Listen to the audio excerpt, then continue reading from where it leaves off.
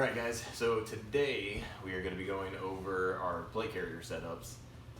We decided to do this one together like the night vision setup, just so you can see what we do individually instead of just seeing one setup. You can have two to get a better idea of what you want to do for your plate carrier.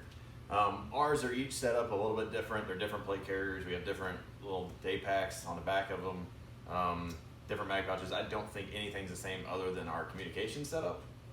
Is there anything that's the same? No, I think it's all different. Okay, so it's all different. So I'm gonna go over mine first, let you see it, and we'll give you prices on most of this stuff and the names of most of it. Some of the stuff I don't remember what it's called, so sorry. So the first thing on this plate carrier on the front is going to be our communications, which is just a simple midway two-way radio, or Midland, not midway, Midland two-way radio, and it's connected to this hand mic. And I believe this is an older generation hand mic because their newer one that's the same model, it looks different and it doesn't have this audio jack port. So if you're looking to copy this, make sure that you're getting this specific mic. And it may have a picture of this one online, but you'll get mailed the other one. So if you order one, I got this one off eBay because they took a physical picture of what the one was.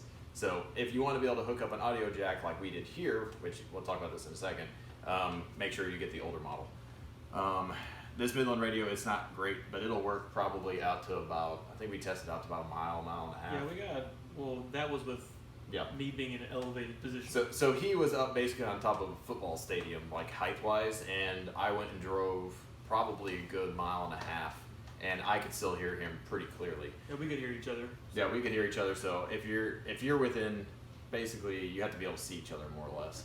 If you're going through like buildings, and there's a bunch of buildings in between, maybe half mile, probably.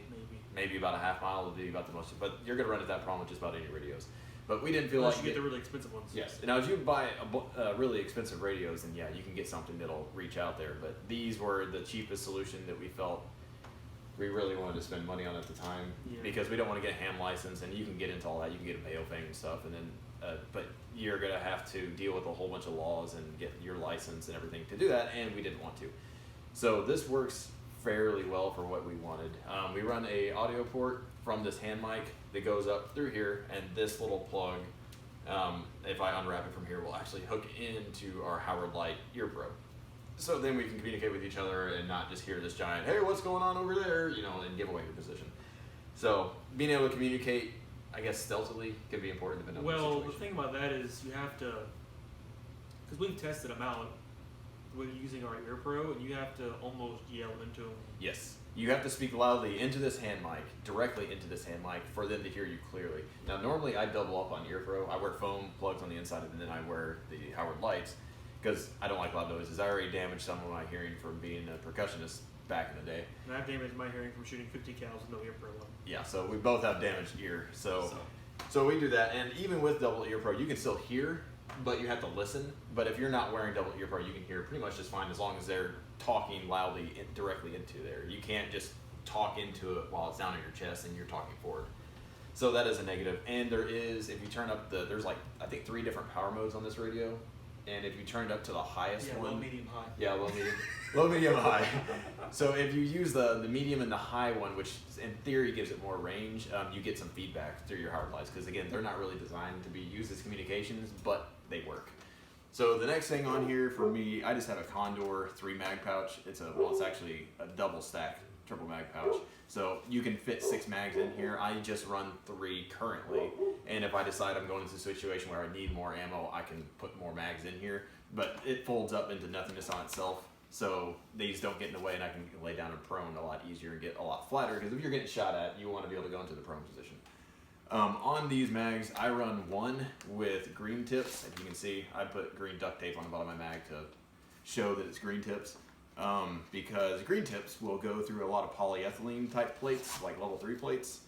And then the rest of them are just full metal jacket, 55 grain stuff, which can penetrate level 3 like steel plates. So it gives me a little bit of, I guess, options. So if someone's wearing something, in theory, I can shoot them with this if they're wearing body armor, whatever. Did you ever tell them what kind of plate carrier it is? No. So the plate carrier itself is a AR500 Testudo plate carrier, and it cost me, I think I got it on sale when they had like a 30 or 40% off sale. I got it for around $30, and with shipping and tax and everything, about 150 bucks for the multicam version. The non-multicam versions are a little bit cheaper. Normally, I think this one runs around $200.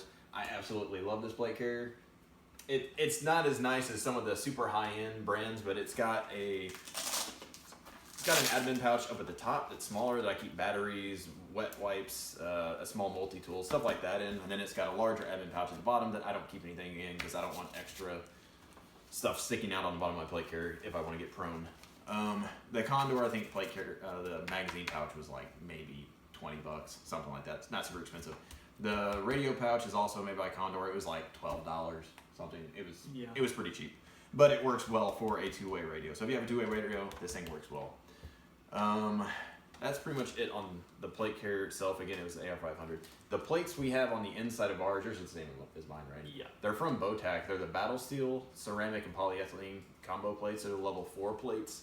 They weigh about 5.5 pounds a plate. So what we used to have in ours were the AR500 plates. I would not suggest these. One, extremely heavy, and you want to be able to move. And these things weigh probably, I think they're around 9 pounds per plate without the build-up coating. Maybe they're like 8.5, something like that. But with the build-up coating, they're around 10 pounds. And if you're going to buy the steel plates, you need the build-up coating because you don't want to take spall to your neck. If you're shooting out here, your arm's in front of you, all that spall is going to hit you all over the place. We're going to do a video at some point to see how lethal spalling is. So I'm kind of excited about that because I'm curious to see how far the spall will actually go into tissue. On the back, sorry, I guess I'll show you the side first. I keep my left side slick because that's where I have magazines for my belt rig, and I don't like them catching on stuff. On the right side, I have another Condor. Again, I buy a lot of Condor stuff because for the money, it works. It's not the nicest. There's some quality control issues sometimes, and sometimes it's a little, I don't want to say weak. You're a walking Condor commercial. Walking Condor commercial. Anyways, not everything's Condor though. But this is a rip-away medical pouch. I don't remember what they call it. It was like 20 bucks. But you unsnap it here, you rip off the front, and then this whole thing, if you rip on this little handle, will just rip off. It's just Velcro held in place. So I wanted something that I could rip off easily, and this is also about as small as you can get and still be able to fit everything that you need, like a chest seal and an Israeli bandage, stuff like that. So that's what that is. This hydration pouch that I have sticking out of here is just it's a Camelback. It's like a 3-liter one. It fits inside the backpack, and I run it through here so I can actually take a drink, which is nice. So you don't have to deal with water bottles or anything. I think it's around $30. All right, for the other side, this also is different on ours. This backpack, it's basically a one-day pack is what I would consider it. It holds enough stuff for you for about one day. And this one was made by, it's called Excellent Elite Spanker. Weird name. Found it on Amazon. I was just searching for something that looked similar to That's like. not the brand. The brand is Viper. Yours is. No, not the same brand. No, they're not the same brand. Because one is the same Yeah, brand. yours is made by a different company. Oh, right. So his is made by a different company. Mine's a different company. But they're made in China. This one actually has a legit multicam, which I was surprised. Whenever I ordered it, I thought it'd be something weird and kind of off, but close. No, it's actually multicam. It says multicam at multiple places all over it.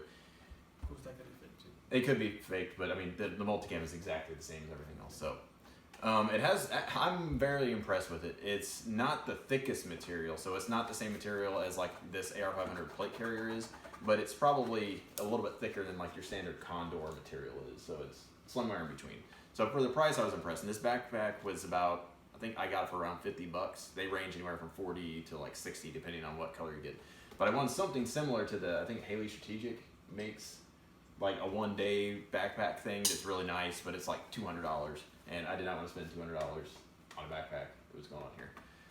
So on here, I keep a Condor, again, a pistol mag pouch, which I just keep another smoke grenade in, and I have one on my belt too. And a lot of this stuff is meant for other people to grab off here, but I can still reach like this tourniquet if I need to.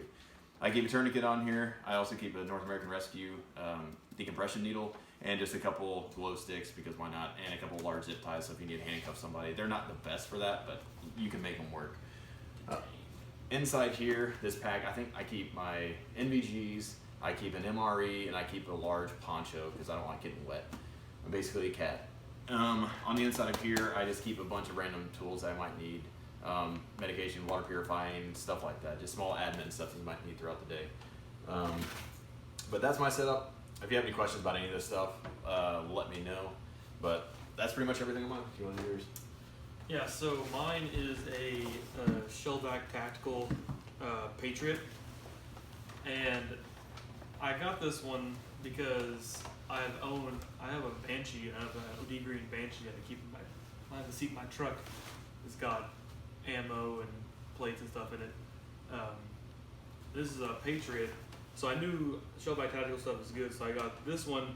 I didn't think about it at the time, but there, if you can see on the front right here, there's no molly, and there's also no molly on the top half of the back either. So when I meant to get a pack like this, I got it and I was like, there's no molly to put it on. Yeah, so he's looking for a way to try to attach the little backpack to there. So right off the bat, I'm going to tell you, probably don't buy this plate carrier. After taxes and everything, it was about $200. Yeah. So about the same price as this. So about the same price as that. In terms of quality, I would probably just out of the box, probably the quality is probably this tiniest bit higher than this one. It doesn't have as much padding as this one does. This AR500 has a lot of padding on the inside, which is really nice, and on the shoulders. So what you probably can't, but turn around. So I got a different pack. This is my Viper Tactical. It's I got off Amazon. It's like $50, and it's pretty much empty right now. I haven't really put anything in it, but I plan on putting pretty much the same kind of stuff he's got in his and this. So what I ended up doing was there was the drag strap on the back of this plate carrier. I folded it down, stuck it to the Velcro, and then zip tied it through the molly right here. So it's secure, and then I just ran the straps through the mollies from the bottom half down here. So it's on there, but the thing is you can't take it off quickly like you can this one. Yeah, you'd have to cut the zip ties to get yours off. So another thing when I was adjusting it, another reason I don't recommend this plate carrier is if you notice I had to cut this off because I adjusted it, when I adjusted it to where it would fit me right, where I had the plates, on top of my bone right here and then down, covering the right spot. The straps for the shoulder pads were like flapping down here in front of my mags because there was so much. Yeah, there's so much extra. There was so much extra pad or extra strap. So I took it to a seamstress, and she sewed on Velcro where there wasn't Velcro on the strap, and then I chopped the extra off. So now I got it to fit me. So that cost me like $12 to get that done. So appreciate that. So I honestly wouldn't buy this plate carrier. The company, I like the company, the quality's there, but this one they think they just cut a bunch of corners to try. Well, like it makes me wonder, like, did they make it for like a sumo wrestler? Because I would say you're an average sized dude, and you couldn't get it to fit on you. Yeah, like no. I'm the smaller dude. There's no way that would have fit me. No. So I wouldn't recommend this plate carrier. As far as the pouches here, Mag Pouch magazines. These are high-speed gear, double tacos. I love high-speed gear stuff. I've ran this kind of stuff with the bungee strap on it. I'm not a fan. I don't like that stuff. This is a little bit faster, probably not as secure. Yep. But he would rather something be quicker. I would rather be something like if I take a tumble down a hill, it doesn't fall out. Right. Well, I'm getting to that. That's why I have that right there. Aha. So on either side, this is originally meant for a magazine, but I have a tourniquet in here right now. So I would have a mag in here and a mag in here. So if I did take a tumble down a hill and these came out, I would still have at least 60 rounds. Yeah. Plus what's in your gun. Plus what's already in my gun, which is hopefully a full magazine. Yeah. And then right here, and the brands of these pouches, I don't think it's that important because they're just a regular old flat pouch, but they're Eagle Industries. And so they're pretty good stuff. I don't really think they exist as a company I don't know anymore. if they still exist or not. It's hard to find their stuff. You can find their stuff on eBay for used, and it's pretty cheap and it's pretty high quality from what I've seen. This pouch right here, I have two of the same smoke grenades he's got in his. They're just these little bit. This is actually a smoke grenade pouch that's meant for the military, the M18s. Obviously, I don't have M18s because those are, I'm pretty sure, illegal to have by civilians. Probably. Thank you, government. So I have two of the regular civilian legal smoke grenades in there. Same radio as him, same hand mic as him. I have a mic loop that's meant for a plate carrier in there, so I have it stuck to the Velcro, and then I have it twisted around and it's attached to the clip, so this is not going to come off.